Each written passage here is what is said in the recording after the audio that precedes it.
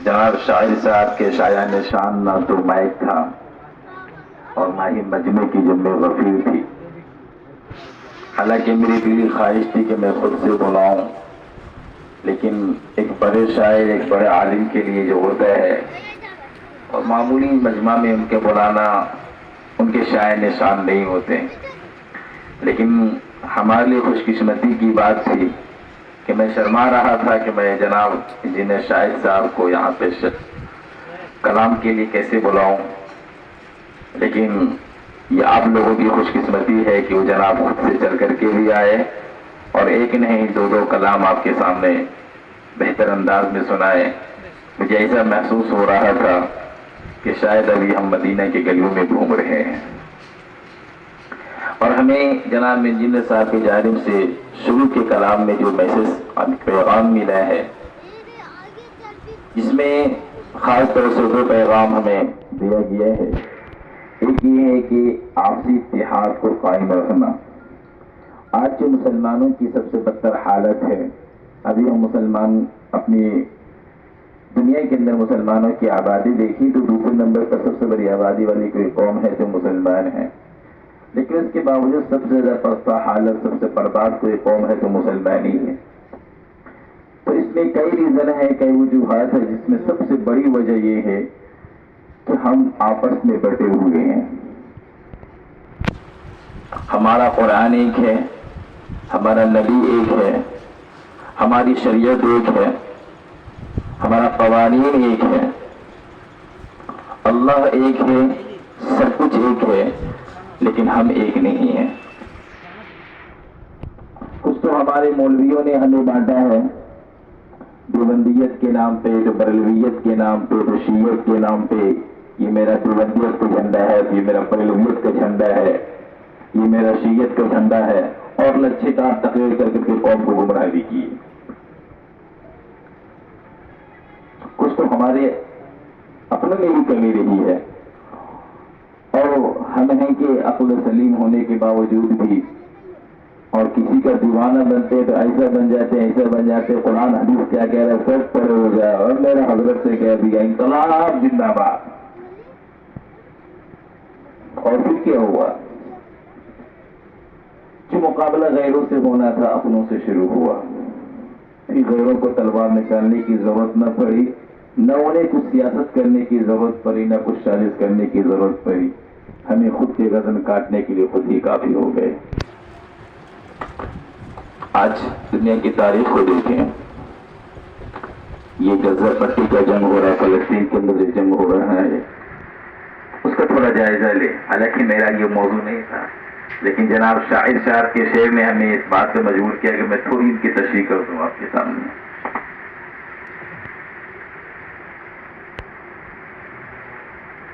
غزہ پٹی کے اندر یعنی فلسطین کے اندر جنگ ہو رہا ہے، اور پوری دنیا دیکھ رہی ہے کہ مسلمانوں کو کس ظالمانہ انداز سے پیٹا جا رہا ہے اور کتنے ظالمانہ انداز سے قتل کیا جا رہا ہے کہ پوری کی پوری بستی، پورے شہر کو ہلاک و برباد کر دیا جا رہا ہے. ظلم جبر کے پہاڑ توڑے جا رہے ہیں. اس کے باوجود برطانیہ کو دیکھیں گے، ہم اسرائیل کے ساتھ ہیں. میں فلاں چیز کی تھوڑی سی مذمت کرتا ہوں، پھر پیچھے سے ہتھیار بھر کر کے دے رہے ہیں. امریکہ کو دیکھیں، ایسا نہیں ہونا چاہیے، وسائل ان کے پھر ہتھیار بھر بھر کر کے دے رہے ہیں. تم جنگ لڑو، ہم تمہارے ساتھ ہیں. وہ ظلم پہ ہیں پھر بھی اپنے اپنوں کے ساتھ ہیں. ہم وہ ظلم پہ ہیں پھر بھی اپنوں کے ساتھ ہیں. ہم حق پر ہیں پھر بھی اپنوں سے دور ہیں. کسی مسلم ممالک کے اندر یہ ہمت ہو رہی ہے اعلان کرتے کہ میں فلسطین کے لیے جو ہے وہاں کے مجاہدین کے لیے اتنے خرب روپیے امداد کرتا ہوں، اتنا ہتھیار کی سپلائی کرتا ہوں، اتنی فوج کی مدد کرتا ہوں. نہیں کر سکتا ہے، نہیں کر سکتا ہے. وہ پہلے تو ہم کچھ بٹے ہوئے تھے فرقوں میں، اب تو قومیت میں بھی بٹ گئے، اب تو اقتدار میں بھی بٹ گئے. اقتدار کی حوث، دولت کی حوث، امو کا ناراض ہو جائے گا، فلاں بھیا صاحب ناراض ہو جائے گا. حالانکہ آج اس کی باری تو کل میری بھی باری ہے. آج اس کی باری ہے تو کل میری بھی باری ہے. سب ظلم کو آزادی دی جاتی ہے تو ظلم طاقتور ہوتا ہے، اور وہ ظلم اتنا طاقتور ہوتا ہے کہ ایک دن ہمارے تک بھی پہنچ جاتا ہے۔ اس لیے میرے قوم کے لوگوں، اپنے اندر اتحاد پیدا کرو، یونائٹی پیدا کرو۔ ہم کہیں پہ تو فرقوں میں بیٹھے اور کہیں پہ جات پات میں بھی بیٹھ گئے۔ ہم شیخ ہیں تو ہم انصاری ہیں، تو ہم چولہا ہیں، تو ہم فلاں ہیں، تو فلاں ہیں۔ یہ بھول گئے کہ ہم مسلمان بھی ہیں، اس بات کو بھول گئے کہ ہم مسلمان بھی ہیں۔ اچھا تو چولہا ہے، تو شخوا ہے، تو فلاں، تمہیں برادری کا نہیں۔ حالانکہ ان کا بھی نام سلمان ہے، ان کا بھی نام محمد سلمان سے شروع ہوتا ہے، ان کا بھی نام محمد عباس سے شروع ہوتا ہے۔ سب کے نام میں محمد شروع میں لگ رہا، سب کے سجدے کی جگہ ایک، سب کے نماز کی جگہ ایک، سب کا نبی ایک، سب کا قرآن ایک، لیکن ہمارے دل میں جگہ ہے جات پات کے نام پہ، فرقے کے نام پہ، علاقائی کے نام پہ۔ اے میرے قوم کے لوگوں، جب تک تم اس جال میں پھنسے رہو گے تو دشمنوں کو تمہیں ختم کرنے کی ضرورت نہیں ہے، تم اپنے آپ کو برباد ہونے کے لیے خود ہی کافی ہو۔ دشمنوں کو سیاست کرنے کی ضرورت نہیں ہے، سازش کرنے کی ضرورت نہیں ہے، آپ آپس میں ایک دوسرے کے لیے کافی ہیں۔ وقت بہت تیزی کے ساتھ ہماری بربادی کی طرف جا رہی ہے۔ اگر ہم ابھی نہ سمجھنے کی کوشش کیے، اگر ہم بھی ابھی بھی آنکھیں نہ کھولے، یاد رکھیے گا وہ دن دور نہیں ہے کہ جس طریقے سے برما میں گاجر مولی کی طرح کاٹا گیا، اس طریقے سے ہمیں یہاں بھی کاٹا جائے گا۔ کوئی پوچھنے والا نہیں ہوگا، ہماری بہن بیٹی کی عزت و آبرو کو لوٹ لی جائے گی، ہمارے جائیداد کو تہس نہس کر دیا جائے گا، ہمارے جان اس کے نزدیک ایک پرندوں کی جان کے برابر بھی نہیں ہوگی، ہماری جان کی حیثیت ان کے نزدیک ایک چڑیوں کی جان کے برابر بھی نہیں ہوگی۔ اس لیے اپنی آنکھوں کو کھولو۔ اگر کل میں اپنے اسٹیج پر آ کر کے آپ کو ایک دوسرے فرقے کے خلاف بول کر کے آپ کو بھڑکانے کی کوشش کرو تو میری بھی نہ ماننا،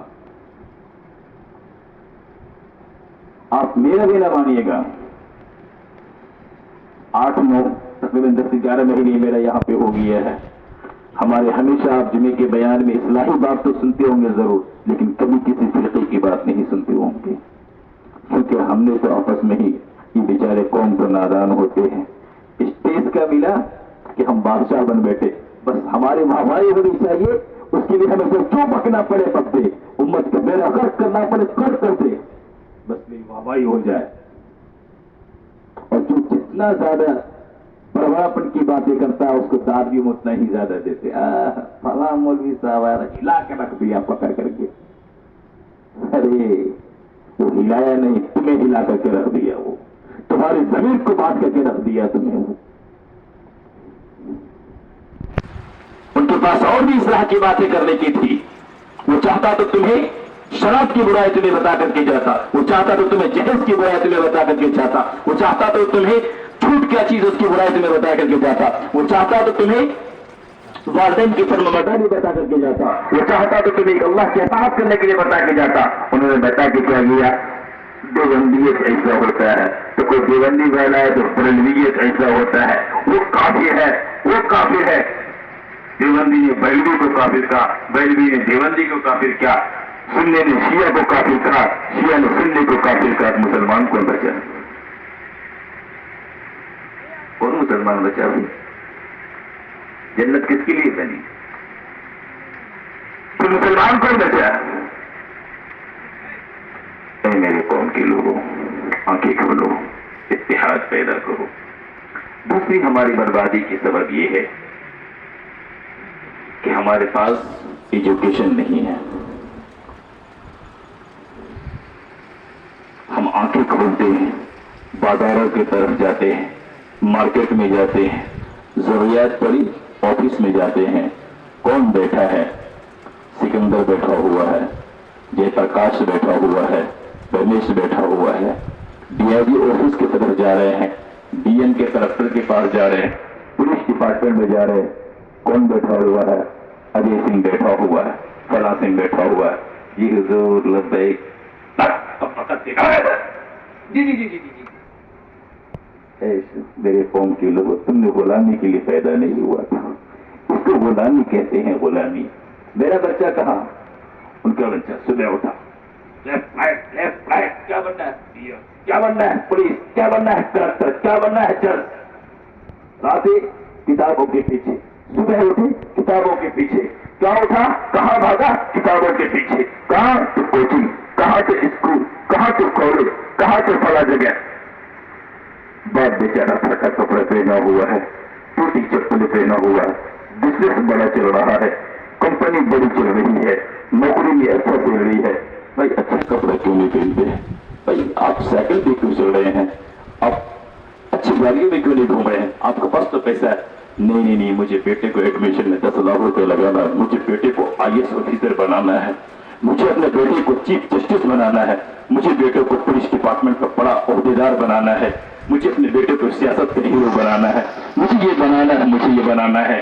बेटा का ख्वाब सुबह उठकर लेफ्ट राइट, कहाँ तो कोचिंग स्कूल। बाप का ख्वाब तो मुझे बेटा को ये बनाना है। हर कोई दौड़ भाग लगा हुआ है कामयाबी के पीछे, कामयाबी के पीछे।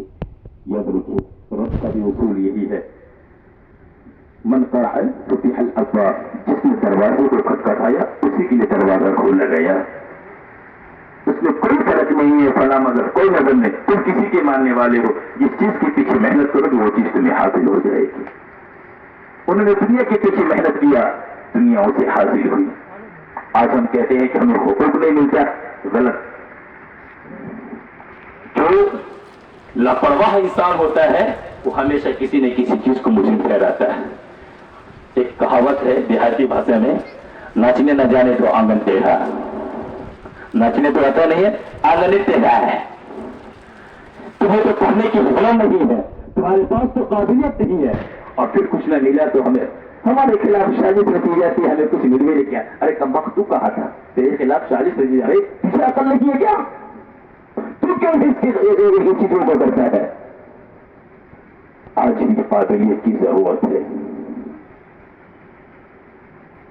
हम सब चिल्ला कर करके, चीखें निकाल कर दर दर प्रोटेस्ट करके हम कुछ नहीं कर सकते, सिवाय पुलिस के डंडे के अलावा कुछ नहीं कर सकता है हमें। सिवाय पुलिस के डंडे के अलावा कुछ नहीं मिल सकता है। हाँ, हमारा पैसा कहाँ नजर आएगा? शादी ब्याह हो जाए, 50 किस्म का रस्मियात को अपनाने में देखिए पूरा पॉकेट से पैसा निकलेगा खाली। और डीजे के पीछे सबसे फालतू नाचने वाला, पी करके नाचने वाला कोई होगा तो मेरा कौम का बच्चा होगा। फिर हम कल बात करेंगे कामयाबी की, और फिर कल उसके बाद खुदा ना खास्ता इस्लाम बोले तो बड़ा हादसा हो जाए, अब पुलिस वो आकर करके डंडा हमें को पीटे, बाप रे बाप हमें को मारा गया। अरे कम वक्त है वो, उसका तो सपोर्ट थोड़ा करेगा। तू कहाँ है? हम कहाँ हैं हम बताते हैं। हमने सुबह उठा, मेरा बच्चा सुबह उठा, हाथ में मोबाइल लिया, दिन भर पबजी में गुजारा, उससे भी नहीं हुआ, 10 साल का हुआ, हाथों में किताबें थमाना था, हाथों में कलम थमाना था, चल टोकरी सब्जी बेचने के लिए, चल कोदार ले खेत जोतने के लिए, चल तसला ले मजदूरी करने के लिए। पैसा पैसा पैसा पैसा। I have no patience.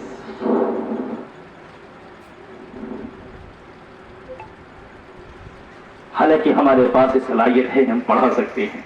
न तो हम खुद पढ़ने की कभी फिक्र किए थे, न औलाद को पढ़ाने की फिक्र करते हैं, न उसको बड़ा ख्वाब दिखाने की कोशिश करते हैं, न ही कभी हम उसको चीज के लिए जानते हैं कि ए मेरा बेटा उठ, तुम्हें दुनिया के अंदर एक इंकलाब पैदा करना है, तुम्हें जज बनना है, तुम्हें डीएम बनना है, तुम्हें कलेक्टर बनना है, तुम्हें अच्छा वकील बनना है, तुम्हें अच्छा औहदेदार बनना है। न से हमने कभी ख्वाब दिखाया, न कभी हमने सोचा। फिर हमारा बच्चा क्या होता है? नहीं होती ना, फालतू बातें करो। सुबह उठ करके जाके मैदानों में देखिएगा, हमारा बच्चा 10 बजे दिन तक सोया हुआ मिलेगा, उनका बच्चा 4 बजे भोर से हाफ पैंट पहने का घूम रहा है। क्या? एक पीछे मकसद उनका है, एक ख्वाब है, रातों की नींदें उड़ गई। मेहनत वो करेगा, कामयाबी आपको मिलेगी। ہاں اگر اللہ نے پیسے دیا ہے، اللہ نے دولت سے نوازا ہے، آؤ جائز جگہ خرچ کرو، کس جگہ پہ خرچ کرو، اپنے اولادوں کو پڑھانے کے لیے خرچ کرو، گھر سے تمہیں ٹوٹی چپلیں پہننا پڑے ٹوٹی چپلیں پہناؤ، گھر سے تمہیں پھٹے ہوئے کپڑا پہننا پڑے پھٹے ہوئے کپڑا پہنو، روزانہ بریانی کھانے کی ضرورت نہیں ہے، سال میں 2 مرتبہ بھی ہو گیا چلے گا، ہر ہفتے گوشت کھانے کی ضرورت نہیں ہے، وزیر اعظم ہفتے میں 1 مرتبہ بھی چلے گا، لیکن اپنے بچوں کے ہاتھوں میں کتاب تھماؤ، ان کے ایجوکیشن میں کوئی بھی کمی آنے مت دو، انہیں احساس مت ہونے دو کہ میرا بھائی بیک گراؤنڈ بہت ویک ہے، میرا باپ مجھے پڑھا نہیں سکتا ہے، مجھے کمانا چاہیے، مجھے اب پیسہ کمانے کے لیے کچھ کرنا چاہیے، نہیں، پہلے اس کے خواب پورا کرنے کے اس کے ذہن میں ڈالو، احساس مت ہونے دو کہ تم مجھ کو پڑھا نہیں سکتے ہو، احساس مت ہونے دو کہ اگر بچے کو خواب دیکھنا چاہتا ہے وہ اس کا خواب پورا نہیں ہو سکے گا،